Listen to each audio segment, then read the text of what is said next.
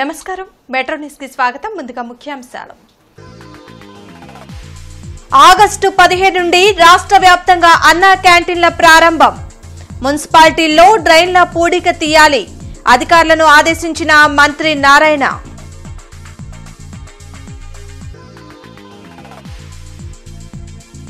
కొన్ని అరాచక శక్తులు రాష్ట్రంలో అశాంతి నెలకొల్పేందుకు కుట్రలు చేస్తున్నాయి ఆరోపించిన హోంమంత్రి అనిత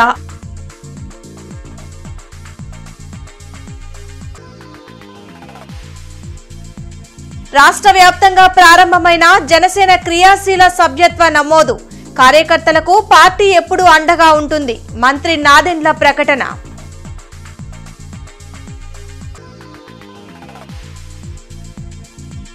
తనపై దాడి చేసి హత్య చేయడానికి ప్రయత్నించిన వారిపై చర్యలు తీసుకోవాలి ఎస్పీని కోరిన ఎమ్మెల్యే రఘురామకృష్ణంరాజు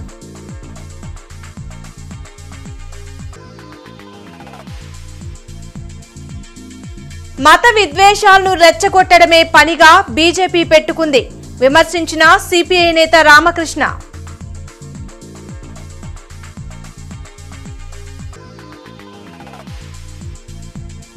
పెనుమాక సీతానగరంలో కలెక్టర్ ఆకస్మిక తనిఖీ ప్రభుత్వ స్కూల్ ప్రాథమిక ఆరోగ్య కేంద్రాల పరిశీలన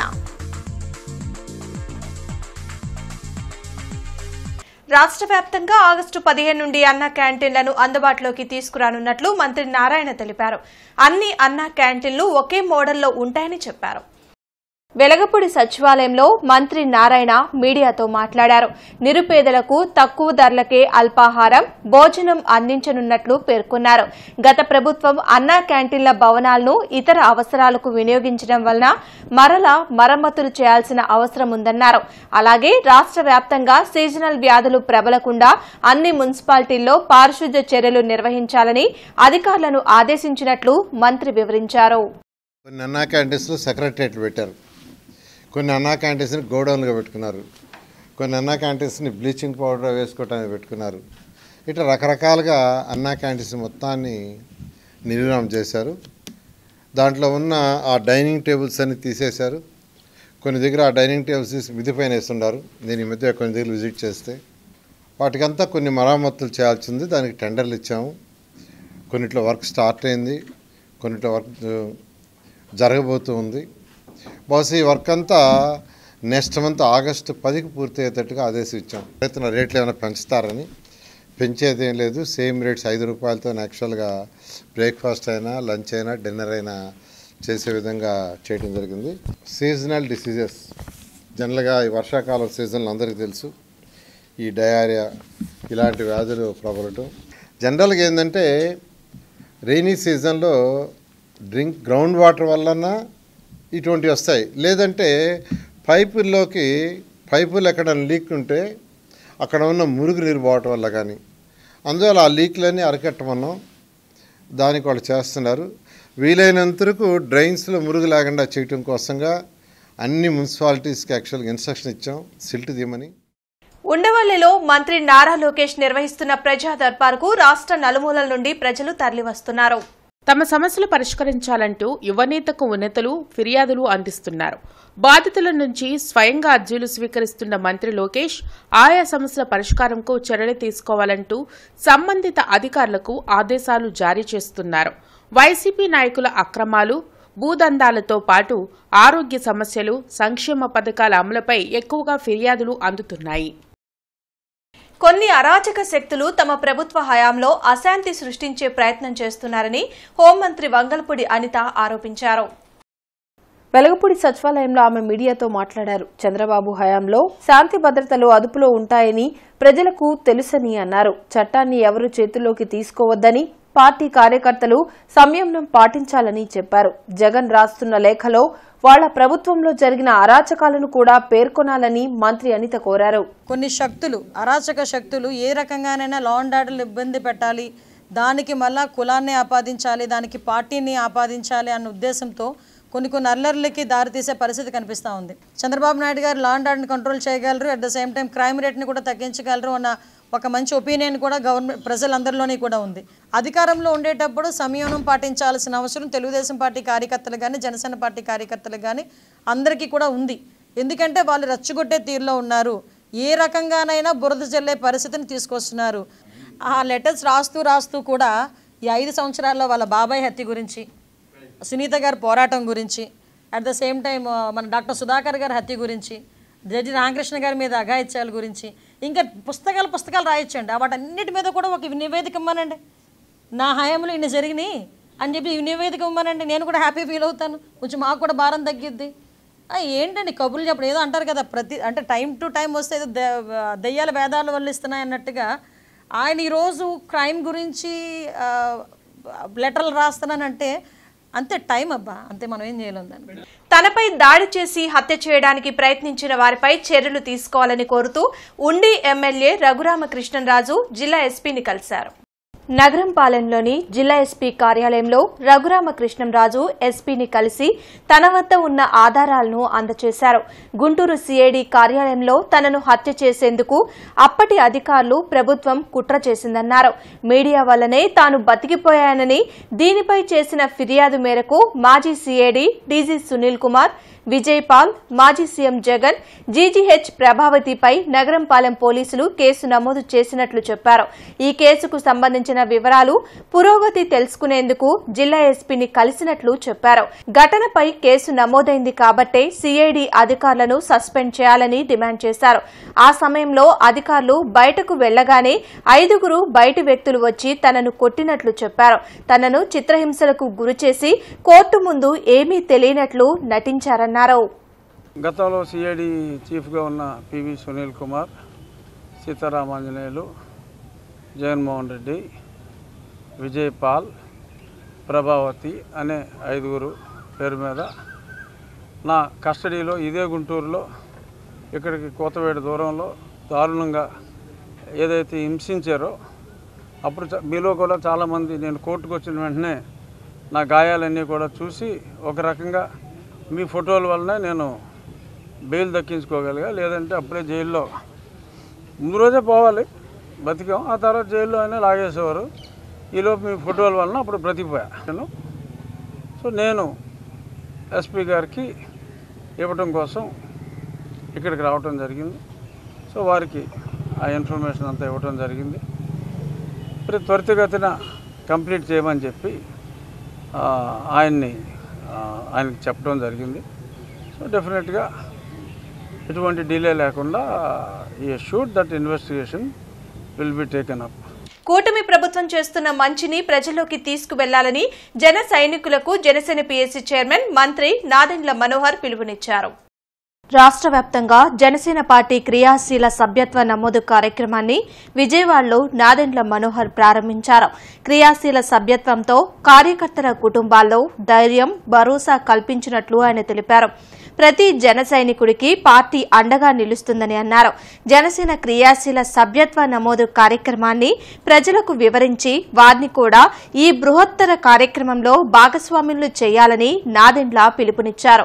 గత 5 ఏళ్లలో జన సైనికుల్ని ఇబ్బంది పెట్టిన వారిని ఎట్టి పరిస్థితిలోనూ వదిలేది లేదని స్పష్టం చేశారు. నిజంగా చెప్పాలంటే క్రియాశీలక సభ్యత్వం ఒక ఎమోషన్. పార్టీతో మనం ఒక కుటుంబ సభ్యులుగా పవన్ కళ్యాణ్ గారు చేస్తున్న ప్రయాణంలో మన అడుగుజాడలు కూడా ఉండాలని, ఆయన చేసిన కృషిలో కొంతవరకు మనం ఏదో విధంగా భాగస్వాములు అవ్వాలని తపనతోటి రాష్ట్ర వ్యాప్తంగా ఎంతోమంది జన సైనికులు, వీర మహిళలు నిల్చున్నారు. భారతదేశంలో ఈ రోజుకి కూడా ఏ రాజకీయ పార్టీ తన సభ్యులను ఒక కుటుంబ సభ్యులుగా భావించుకుని వాళ్ళకి రక్షణే కాకుండా ధైర్యం నింపే విధంగా, వాళ్ళకి ఒక మనస్ఫూర్తిగా వాళ్ళకి ఒక అవకాశం, ఒక వేదిక, అద్భుతమైన భవిష్యత్తు ఉందనే ఒక నమ్మకంతో వచ్చిన వాళ్ళందరినీ కూడా గౌరవించుకోవాలనే ఆలోచనతో మన పార్టీ అధ్యక్షులు పవన్ కళ్యాణ్ గారు ఈ క్రియాశీలక సభ్యత్వం ఆ రోజు ప్రారంభించాం. నగరాన్ని కాలుష్యరహిత నగరంగా తీర్చిదిద్దేలా రానున్న రోజుల్లో పనిచేస్తామని ఎమ్మెల్యే నసీర్ అహ్మద్ అన్నారు. మున్సిపల్ కార్పొరేషన్ పరిధిలో చేపట్టాల్సిన కార్యక్రమాలపై ఎమ్మెల్యే నసీర్ అహ్మద్ అధికారులతో సమీక్షా సమావేశం నిర్వహించారు. డ్రైనేజీ, రోడ్లు, శానిటేషన్ పనులను సమర్థవంతంగా నిర్వహించేలా చర్యలు తీసుకుంటున్నామన్నారు. ప్రతిరోజు చెత్తను తొలగించే విధంగా ప్రణాళికలు సిద్ధం చేస్తున్నట్లు చెప్పారు. చెట్లను తొలగించడంతో పాటు శ్మశాన వాటికల అభివృద్ధిపై అధికారులు చర్చించనున్నట్లు చెప్పారు. ప్రజా సమస్యల పరిష్కారమే లక్ష్యంగా పనిచేస్తామన్నారు. అలాగే వాటర్ కన్జంప్షన్ అంటే ఈరోజు ఎంత వాటర్ మన గుంటూరు సిటీకి వస్తూ ఉన్నాయి, ఎన్ని కనెక్షన్స్ ఉన్నాయి, ఏ ఏరియాస్కి వాటర్ తక్కువ వెళ్తూ ఉంది, వాటర్ ఎందుకు తక్కువ అవసరమైన చోటకి వాటర్ని ఇంకా పంపించేటువంటి క్రమంలో ఏ విధమైనటువంటి ప్రణాళికలు తీసుకోవాలి. అలాగే శానిటేషన్కి సంబంధించి మ్యాన్ పవర్ ఎక్కడైనా తగ్గిన వాటిని పెంచుకునేటువంటి క్రమంలో, అలాగే కొన్ని హార్టికల్చర్ వాళ్ళు చెట్లు పెరిగిపోయి ఇబ్బందులు పడుతున్నటువంటి కొన్ని ఏరియాస్ ఉన్నాయి. వాటినన్నింటిలో కూడా పరిశీలించి ఆ హార్టికల్చర్ అధికారులను కూడా అప్రమత్తం చేసి వాటిని తొలగించేటువంటి కార్యక్రమం. అలాగే శ్మశాన వాటికల్ని ఏ విధంగా అభివృద్ధి చేయగలుగుతాం, ఇవన్నీ కూడా చర్చకు వచ్చినాయి. వీటినన్నింటినీ కూడా కార్యరూపం దాల్చడానికి అధికారులను అప్రమత్తం చేస్తూ ఒక యాక్షన్ ప్లాన్ని తయారు చేసుకోవడం జరుగుతూ ఉంది. మంగళగిరిలోని టీడీపీ కేంద్ర కార్యాలయంలో ప్రజా దర్బార్ని మంత్రి ఫరూక్ నిర్వహించారు. టీడీపీ శ్రేణులు ప్రజల నుండి మంత్రి ఫరూక్ అర్జీలు స్వీకరించారు. ఆయా సమస్యలను పరిష్కరించాలని సంబంధిత అధికారులను మంత్రి ఆదేశించారు. వైసీపీ అరాచకాలు, భూ దోపిడీలపై ఎక్కువగా ఫిర్యాదులు అందాయని, 5 ఏళ్ల వైసీపీ పాలనలో ప్రజలు ఎన్ని ఇబ్బందులు పడ్డారో అర్థమవుతుందని మంత్రి ఫరూక్ అన్నారు. రాష్ట్ర అభివృద్ధి కోసం కేంద్రం నుండి నిధుల్ని రాబట్టేలా చంద్రబాబు కేంద్రాన్ని నిలదీయాలని సిపిఐ రాష్ట్ర కార్యదర్శి రామకృష్ణ అన్నారు. గత 10 సంవత్సరాలుగా బీజేపీ రాష్ట్రానికి అన్యాయం చేసిందని ఆరోపించారు. సిపిఐ జిల్లా కార్యాలయంలో జరిగిన జిల్లా కార్యవర్గ సమావేశంలో రామకృష్ణ పాల్గొని రాష్ట్రంలో జరుగుతున్న రాజకీయ పరిణామాలపై చర్చించారు. ప్రజా సమస్యల పరిష్కారం దిశగా నరేంద్ర మోడీ పాలన సాగడం లేదన్నారు. మత విద్వేషాలు రెచ్చగొట్టడమే లక్ష్యంగా బీజేపీ పనిచేస్తుందన్నారు. దేశంలో పేదరికాన్ని తగ్గించలేకపోగా అంబానీల సంతోషమే తమ సంతోషంగా మోడీ చూస్తున్నారన్నారు. కేంద్ర ప్రభుత్వ తీరును ఎండగట్టడానికి వామపక్ష పార్టీలు సిద్దమవుతున్నాయన్నారు. చంద్రబాబుకి ఢిల్లీలో దిక్కులోని పరిస్థితి నెలకొందన్నారు. కేంద్రం నుండి రావాల్సిన నిధులను సాధించకుండా రాష్ట్రంలో చంద్రబాబు ఏం చేస్తారని ప్రశ్నించారు. గత ప్రభుత్వంపై సాకులు చెప్తున్న కేంద్రం ప్రత్యేక హోదా ఇవ్వకపోవడమే కాకుండా కడపలో స్టీల్ ప్లాంట్, రామాయపట్నంలో పోర్ట్ ఎందుకు నిర్మించలేదని ప్రశ్నించారు. కార్యక్రమంలో జాతీయ కార్యవర్గ సభ్యులు వనజ, సహాయ కార్యదర్శి ముప్పాల నాగేశ్వరరావు, జిల్లా కార్యదర్శి జంగాల అజయ్ కుమార్, నగర కార్యదర్శి కోట మాల్యాద్రి తదితరులు పాల్గొన్నారు. నేను ఒకటే అడుగుతా ఉన్నా, ఈ రాష్ట్ర అభివృద్ధి కోసము ముఖ్యమంత్రి గారు తపన పడుతున్నాడు, దాంట్లో మేమేమీ తప్పు పట్టడంలే. కానీ నువ్వు కేంద్రం నుంచి సాధించకుండా ఈ రాష్ట్రంలో అభివృద్ధి కార్యక్రమాలు ఎట్లా చేస్తావు? కేంద్ర ప్రభుత్వం ఏ మేరకు సహకరిస్తూ ఉంది? ప్రైమ్ మినిస్టర్ గారి యొక్క రియాక్షన్ ఏమిటి? ప్రజలకు వివరించాలని కోరుతా ఉన్నా. రాష్ట్ర ప్రయోజనాలు దృష్టిలో ఉంచుకొని ముఖ్యమంత్రి గారు కేంద్ర ప్రభుత్వం పైన అసలు వితౌట్ మెన్షనింగ్ వర్డ్స్ ఏమాత్రం కూడా శశబిషలు లేకుండా క్లియర్ కట్గా మాట్లాడాలని కోరుతా ఉన్నాం. పెనుమాక మండల పరిషత్ పాఠశాలను కలెక్టర్ నాగలక్ష్మి ఆకస్మిక తనిఖీ చేశారు. స్కూల్ ఆవరణను క్షుణ్ణంగా పరిశీలించిన ఆమె మధ్యాహ్న భోజనాన్ని టేస్ట్ చేశారు. స్కూల్ ప్రాంగణంలో నీరు నిల్వ ఉండటంపై ఆరా తీసిన కలెక్టర్ వెంటనే మరమ్మతులు చేయించాలని ఆదేశించారు.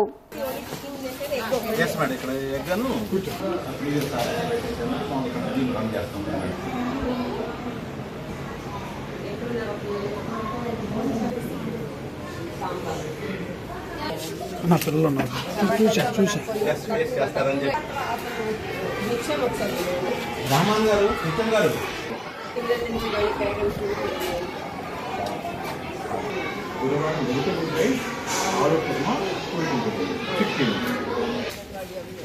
అప్పుడు వాస్తవానికి అయితే అది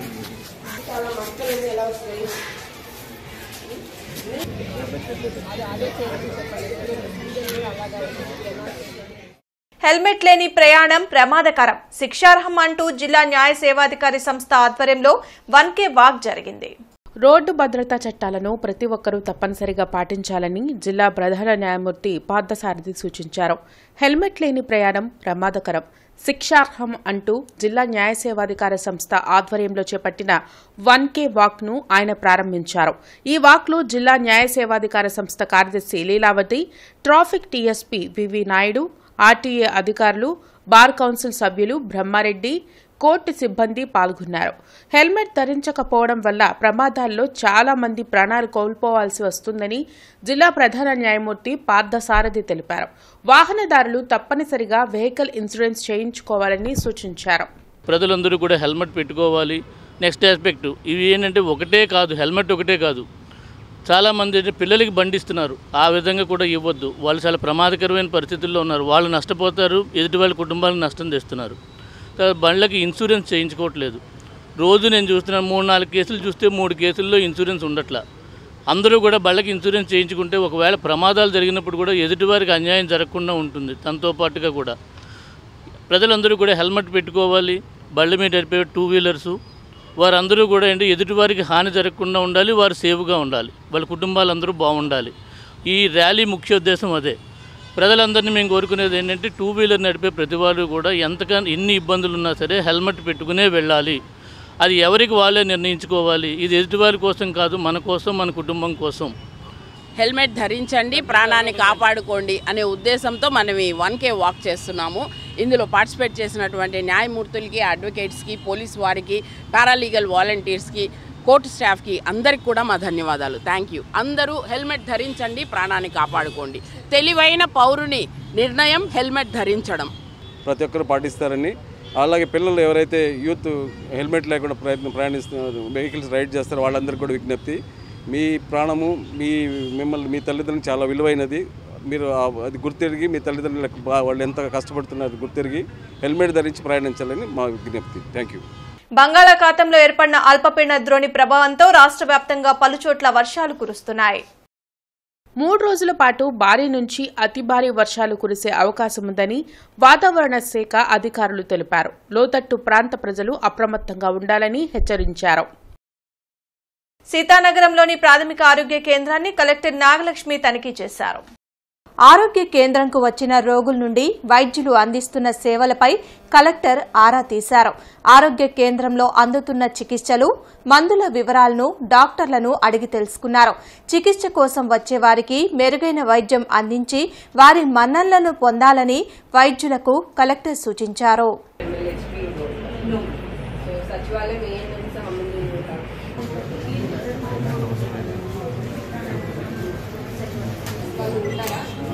మార్నింగ్ టైం అదంతా బాగా చూస్తారా?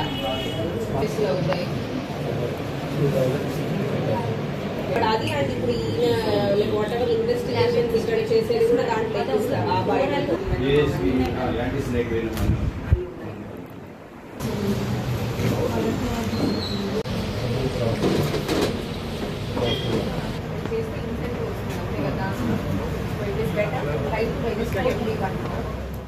సిమ్స్ కాలేజ్ ఆఫ్ ఫార్మసీ ఆధ్వర్యంలో మెగా జాబ్ మేళా జరిగింది. వివిధ కేటగిరీల్లో అభ్యర్థులకు ఇంటర్వ్యూలు నిర్వహించిన కంపెనీలు ఖాళీ పోస్టులకు రిక్రూట్ చేసుకున్నాయి. నిరుద్యోగులకు ఉపయోగపడేలా ఇలాంటి జాబ్ మేళా నిర్వహించడం సంతోషంగా ఉందని SIMS college of pharmacy vice principal Prashanti తెలిపారు.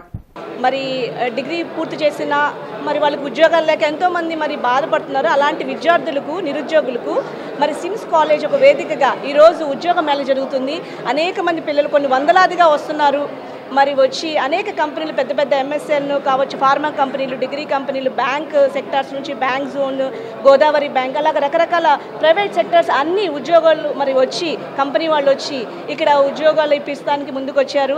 మరి ఈ సందర్భంగా ముఖ్యంగా మా సిమ్స్ యాజమాన్యం భరతరెడ్డి గారు అలాగే శివశిరీష మేడం గారికి ఇద్దరికి మరి హృదయపూర్వక మేము ధన్యవాదాలు తెలుపుకుంటున్నాము. అలాగే మ్యాజిక్ బస్ ఫౌండేషన్ ఇండియా వారి ఆధ్వర్యంలో ఇది జరగటం మాకు ఎంతో సంతోషంగా ఉంది. మరి ఎంతోమంది అన్ఎంప్లాయిడ్ స్టూడెంట్స్ మరి ఇక్కడ బెనిఫిట్ అవుతున్నారు. సో ఇందుని బట్టి మేము ఎంతో సంతోషంగా ఉన్నాము. సో దీనికి మోర్ దాన్ 25+ కంపెనీస్ కూడా మనకు వచ్చాయన్నమాట. సో ఈ మ్యాజిక్ బస్ వాళ్ళు కండక్ట్ చేస్తున్నారు. అండ్ దీంట్లో ఏంటంటే డిఫరెంట్ జోనల్ నుంచి కూడా ఎవరైతే జాబ్ కోసం వెయిట్ చేస్తున్నారో ఆ నిరుద్యోగకు సంబంధించిన వాళ్ళు ఎవరైతే ఉన్నారో ఒక జాబ్ డ్రైవ్ కండక్ట్ చేసి ఆ యువతకి జాబ్ కల్పించాలనే సంకల్పంతో మా కరెస్పాండెంట్ మ్యామ్ కానీ, డైరెక్టర్ సార్ కానీ, మా ప్రిన్సిపల్స్ కానీ అందరూ చేసి వీళ్ళందరినీ ఇలా ఈరోజు గ్యాదర్ చేయడం జరిగింది. సో ఇక్కడ వచ్చేసరికి టోటల్గా వచ్చేసరికి మనకి ఓవరాల్గా 25+ కంపెనీస్ వచ్చాయి. అండ్ టెక్ మహేంద్ర అవ్వచ్చు, అపోలో అవ్వచ్చు, మెడ్ప్లస్ అవ్వచ్చు, అండ్ నెక్స్ట్కి డిఫరెంట్ జోనల్స్ నుంచి pharma, Aurobindo and Reddy's, so Divi's labs. So ఇలా అంటే ఫార్మా ఒకటే కాకుండా డిఫరెంట్ జోనల్లో ఉన్న డిగ్రీ సంబంధించిన స్టూడెంట్స్ అందరికీ కూడా పేద బడుగు బలహీన వర్గాల విద్యార్థుల ఉన్నత చదువుకి ఆటంకంగా మారిన జీవో నెంబర్ 77ని రద్దు చేయాలని ఏఎస్ఎఫ్ జిల్లా కార్యదర్శి బందెల నాసర్జీ డిమాండ్ చేశారు.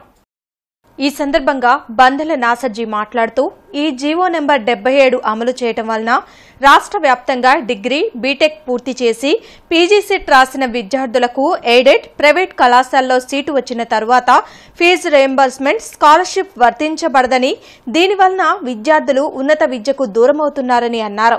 కాబట్టి తక్షణమే రాష్ట్ర విద్యాశాఖ మంత్రి నారా లోకేష్ స్పందించి ఈ జీవో నెంబర్ 77ని రద్దు చేయాలని వారు డిమాండ్ చేశారు. రాష్ట్ర వ్యాప్తంగా ఉన్న పేద బడుగు బలహీన వర్గాల విద్యార్థులు ఎవరైతే ఉన్నత చదువులు పీజీవి చదవాలన్నటువంటి కోరికలు కలలు ఉన్నాయో వారి చదువుకి ఆటంకంగా ఉన్నటువంటి జీవో నెంబర్ 77ని రద్దు చేయాలని చెప్పని ఏఐఎస్ఎఫ్ గుంటూరు జిల్లా సమితిగా మేము డిమాండ్ చేస్తూ ఉన్నాం.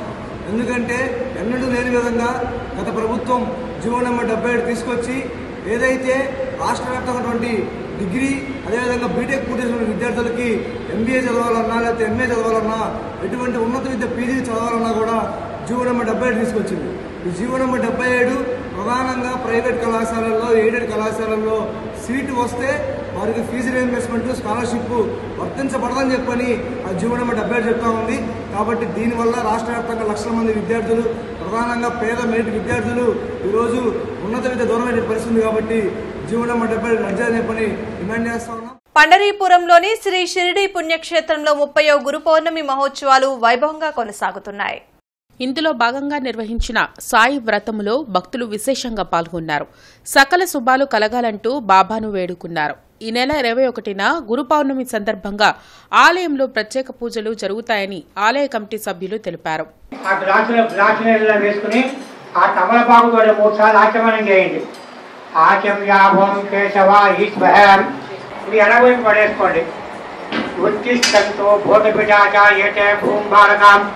ఓం భువః ఓం శివః ఓం మహః ఓం జనః ఓం తపః.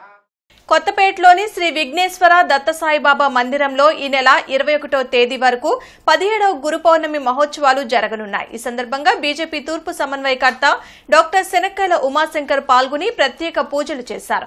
అనంతరం జెండా ఎగురవేసి కార్యక్రమాన్ని ప్రారంభించారు.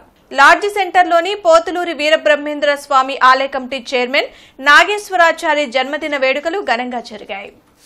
నిర్మల్ హృదయలో పలు సేవా కార్యక్రమాలను నిర్వహించారు. ప్రతి ఒక్కరూ సేవాభావంతో పేదల పట్ల ఆదరణ కలిగి ఉండాలని నాగేశ్వరాచారి సూచించారు.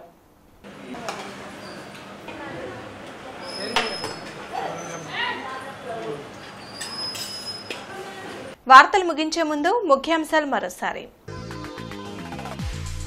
ఆగస్టు 15 నుండి రాష్ట్ర వ్యాప్తంగా అన్నా క్యాంటీన్ల ప్రారంభం. మున్సిపాలిటీల్లో డ్రైన్ల పూడిక తీయాలి. అధికారులను ఆదేశించిన మంత్రి నారాయణ.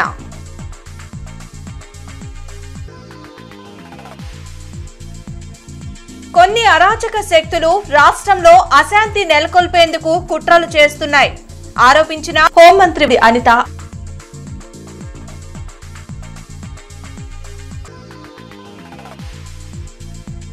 రాష్ట్ర వ్యాప్తంగా ప్రారంభమైన జనసేన క్రియాశీల సభ్యత్వ నమోదు. కార్యకర్తలకు పార్టీ ఎప్పుడూ అండగా ఉంటుంది. మంత్రి నాదెండ్ల ప్రకటన.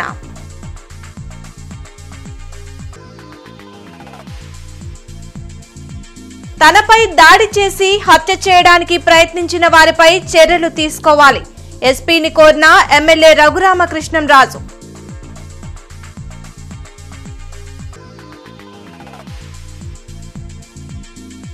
మత విద్వేషాలను రెచ్చగొట్టడమే పనిగా బీజేపీ పెట్టుకుంది విమర్శించిన సిపిఐ నేత రామకృష్ణ.